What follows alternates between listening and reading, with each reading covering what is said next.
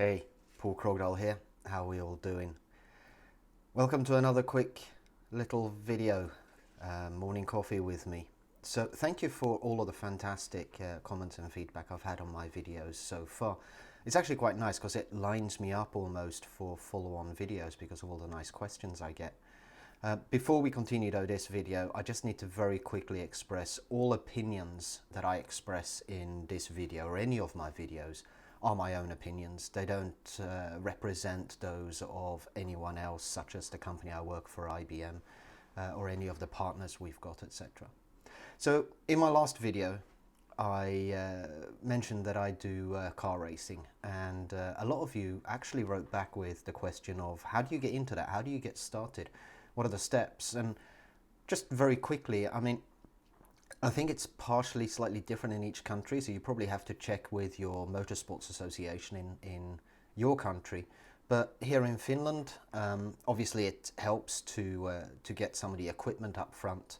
But the first thing you need is a racing license, and you get a racing license through your local motorsports association. You basically do the same as you would with a car driving license to a certain degree. You have to do a test. You do a theory test to show that you understand the rules of racing, the racing flags, etc. And then you do a driving test to demonstrate that you can control a car. When I did it in my own car. I believe in some places you can actually rent cars to do it, but because I already had my racing car built, I did it in my racing car.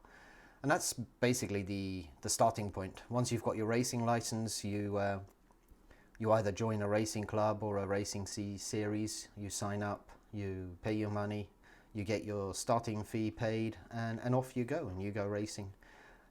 It's good fun, and like I said before, you put in as much as you want, and it costs you what you want it to cost. So that's a little bit about the racing. I'm actually spending some time at the moment looking into the domain of products and pricing when it comes to core banking systems. There are some interesting vendors in this space. Suntech, Zafin are two of the ones that I can mention off the top of my head. Now, these guys have got a really interesting proposition, right? Most banks have built their core systems over a longer period of time. They're basically large monolithic applications. They're inflexible and don't lend themselves to a new digital world. I mean, most consumers now, most bank customers have got used to this digital first approach. The way that we interact with the internet, with companies through the internet, and we all expect everything to be tailored and unique for us. That service of one, banking to the end, to the number of one, and that came out wrong, right? But so what these vendors like Suntech and Zafin are doing is that they're basically pulling out the product configuration from the core systems to enable the banks to develop in a much more agile, flexible and faster way new variations of existing products. If you look into the old systems, the banks can at times take a very long time to bring out a new product to market. And even then, when they do manage to bring out a new product, it tends to be fairly generic. Now, using a product and pricing module like these ones, they've got the ability to customize products a lot faster and customize them to be unique for given customer domains or even down to individual customers. And I mean, banks are moving, or could I say the banking industry are moving more and more towards this world of cloud native, of having immense flexibility and scalability in their systems to be able to deal with ongoing disruption.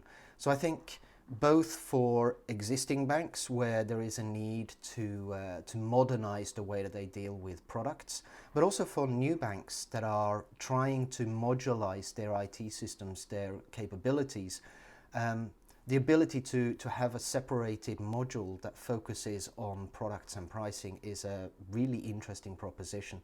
So I think this is going to be a focus area. It's going to be very interesting going forward. So I'm looking into that. I've been doing some research, looking at the different vendors, and really getting up to speed on it. Really interesting stuff.